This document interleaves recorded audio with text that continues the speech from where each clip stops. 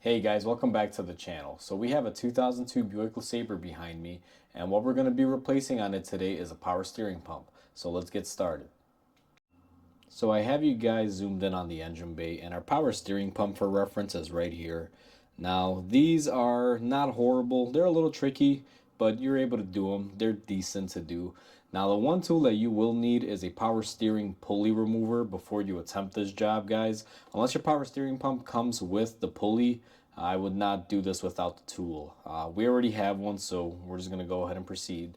Now, one thing I'm going to do that you guys don't have to do is I'm going to remove my coolant reservoir out of the way. One, it gives me more room, and secondly, I can mount my camera in there to kind of show you guys the process from up top.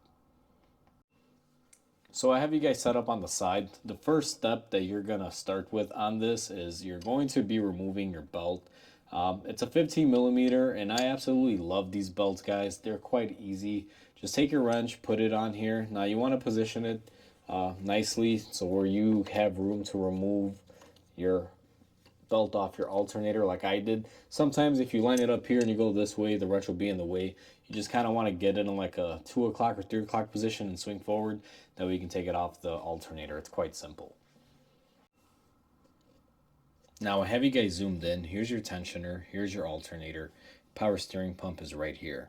Now there's two bolts that hold this into place, and it may be a little bit difficult for you guys to see, but if you guys will notice on here, there's some cutouts.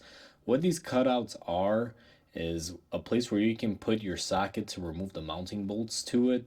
So you want to have that in the back of your mind when you're ready to uninstall the pump from the actual block. Before you do this, you have to go ahead and remove your power steering lines. Now, I'm going to go ahead and raise the car up and get my lines worked off. I'll kind of show you where the lines go and how to get them off. And then we're going to come back down here and we're going to proceed to remove our power steering pump. So we went ahead and we got the car up in the air. Now I'm going to show you what needs to be disconnected down here, guys. If you're looking towards the front of the car, underneath it, on the passenger side, if you look up, you will see your power steering pump is right here. Now the line that we have to remove from here that's going to be the most difficult is this high pressure line. These things, if you can see, they're screwed in there, and that one is pretty rotted up. I'm going to have to hit it with some penetrating oil and let it sit in hopes that it comes off. Sometimes they do, sometimes they don't. It just depends. The best way to kind of get at this would be with a crow's foot and a extension on a ratchet. That'll be the best possible way to get in there. If that doesn't work for you, just find whatever means works for you, but that's how I do them. And then the other line that we're going to be removing that is a little bit harder to see here because it kind of blends in. If you follow this line right here and you go up, it's the reservoir line. Now this is the low pressure line. You can kind of see it there. It goes into the reservoir. That one's just held on by a clamp. It's a rubber line and it comes off very, very easily. The hardest part about that is the clamp portion of it, but other than that, that one's not too bad. So I'm going to go ahead and get these two things off, and once I'm done, I'll show you guys. So we're underneath the car again. I went ahead and I took out my lines. As you guys can see, my high pressure line is right there, and I unscrewed it from the pump where it mounts. And if we go around the frame here towards the other side, you will see, and it may be a little bit difficult, guys, but let me get the light in here. Right about here, if you guys can kind of see that nipple, that's where that other rubber line goes. So you want to disconnect that as well. So the tools that we use to remove that high pressure line, because it's very difficult to try to put a wrench on it, it would just be too long. What I did was I used my crow's foot. Now if you guys can kind of see, it's exactly like a little bird foot. That's why they call these things crow's foot, I guess. But either way, what you do with this is you take your ratchet. Now I like using a flexible head ratchet with a very long extension, and you put it on the end of your extension. And what this does is allows you to get on the line, and then what you do is you just remove it using your wrench. So instead of having something that goes from, let's say, here to here, and you have no room to swing it, this allows you to basically make one long swinging device. And the way I use it is I put it up there, I get it on my line, and then once it's on there, I used it to crack it loose like this, and then I just take it off my ratchet, remove the whole thing down, and I was able to get my hand in there and just unscrew it. It doesn't take a lot of pressure on that line, but this would be your best bet. You can try getting in there with a wrench at an angle. I just find this is the easiest method. Now we're back under the engine bay, guys. I have you in the best position possible. Now, we have this mounting bolt here that holds the pump onto the engine, and there's one just below it, right up underneath here. Now, the bottom one I already got off. I'll be showing you guys on camera how to do the top one. Now, if you noticed earlier, I showed you that there's cutouts on these pulleys where you have holes, and those holes are there for a reason. The reason why they're there is to allow you to get a socket like this. I'm using a long socket on a short ratchet here, and what it does, it allows you to get in here, find where your bolt is, and be able to get it off. Now, you don't have to necessarily remove the pulley when it's inside the car. You don't even have room to do so, but you have the cutouts to be able to get the bolts out. Now, I already removed the bottom one, and I'm going to go ahead and remove this top one. Once we remove that, the pump should just theoretically fall out of place there, and we should be able to pull it out through this opening that we have here. I couldn't get you guys in there because the camera was mounted on here, and it just wouldn't give me room to get the pump out and show you guys at the same time. But I can clearly show you now that there's your high pressure line. That is the one that has the screw fitting on it. And then that other line right there is the one that hooks up to the reservoir with the clamp. Now, I already pulled my pump out. This AC line here is where it gets stuck up a little bit, but you're able to get it out of there. You can kind of wiggle it out. Let me take you to the bench and show you the old pump. So we are over at our oil drain. Now, I went ahead and I let this thing drain out here for a little bit just to get all the fluid out. If you look at the back of the pump, this is the nipple where that rubber line, the low pressure side, hooks up to with the clamp. And then our high pressure fitting mounts up right there. When you're looking at this in the car, this thing is exactly like this. And those are your two connections there. Now, back here, there will be a wiring tab. This one, for whatever reason, it wasn't mounted on there, but I'm going to take this off and transfer it to the new one because there is a connector that's supposed to sit on here to kind of help protect it, get it out of the way. And if you guys notice on this one, we have the pulley. Now, this is the pulley that we're going to be removing because the new pump does not come with it. We went with a remanufactured pump. And if I take you guys around here, this is what the new pump looks like. Now, this is without the pulley, and we have the same view now. And again, you got your nipple here, your fitting here, and where the pump bolts up and mounts, it's right here and right here, guys. They're directly below one another.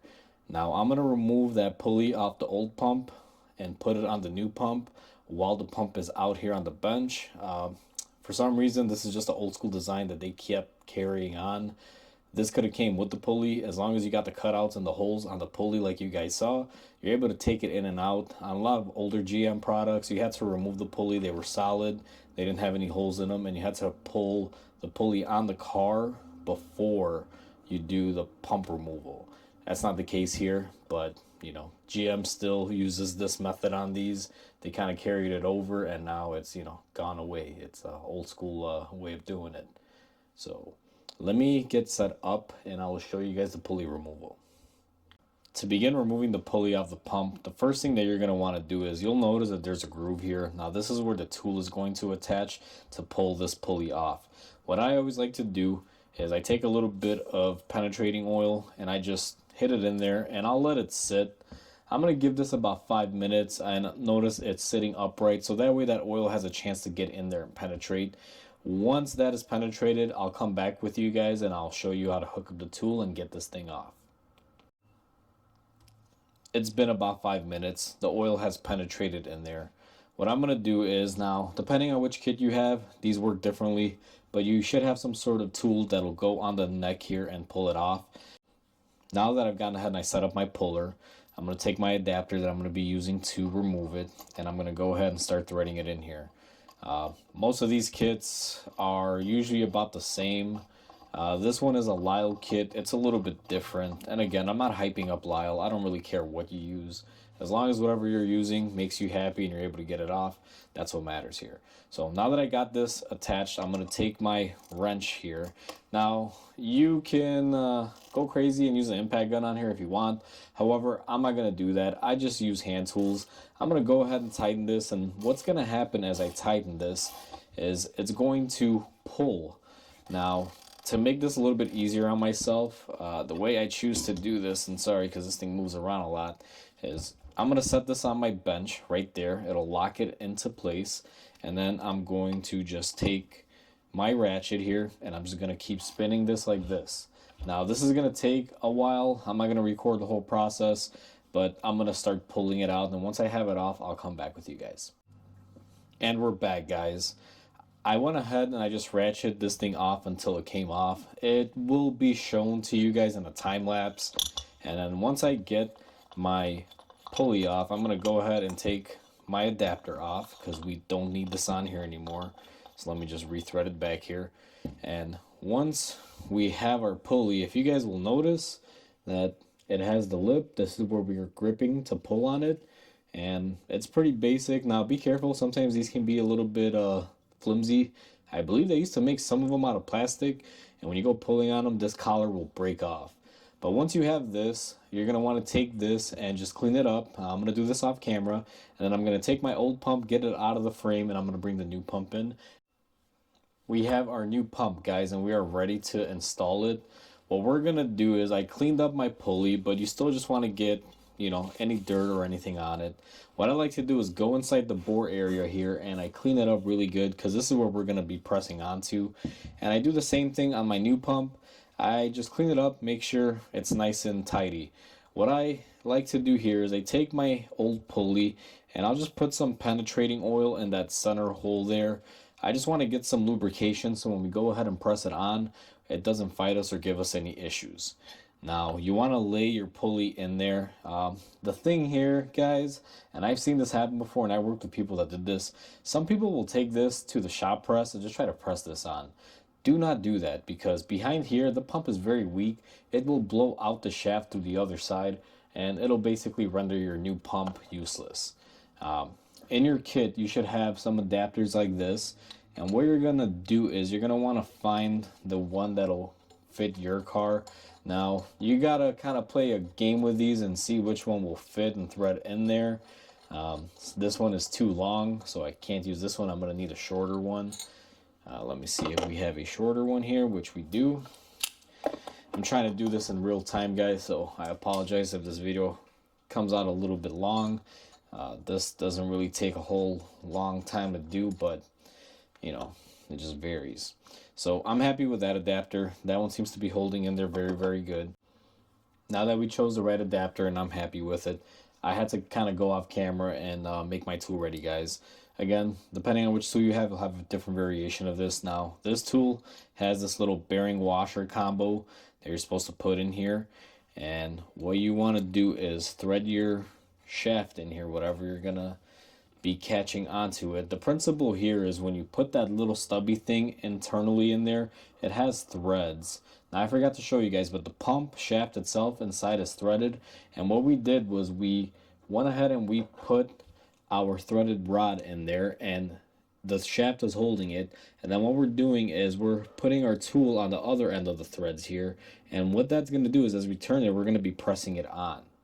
So let me get this tool set up and fastened on here, and I'll be back with you guys once I got it all prepped. So I got my tool fully set up here. What I did was I made sure this was level before I went ahead and kind of tightened it.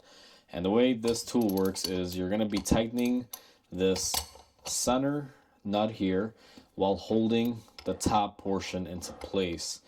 Let's see if I got my ratchet correctly set up here. And I apologize for the noise, guys. There's someone outside doing some work, so you guys will probably hear some hammering noises if you do hear them in the video.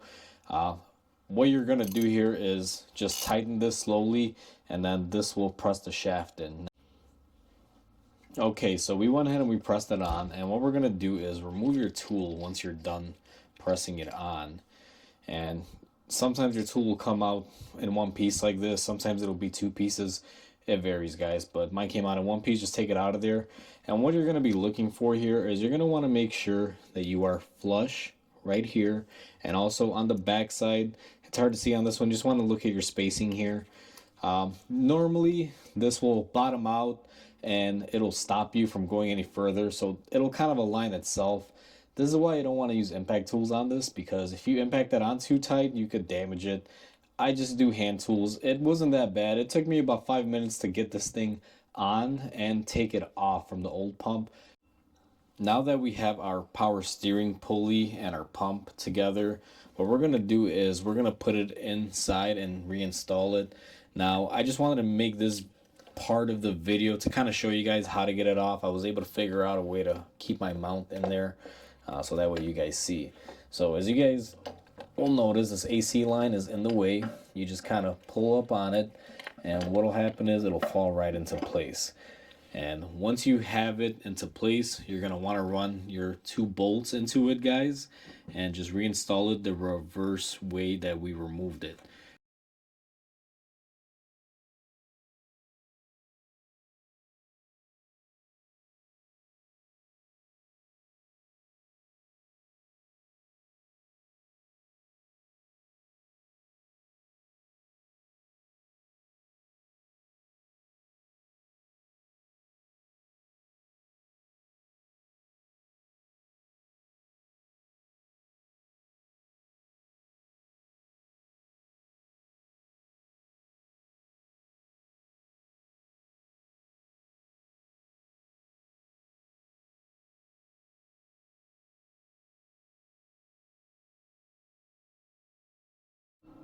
And that's how you replace the power steering pump on a 3.8 liter V6 Buick Lesabre, guys.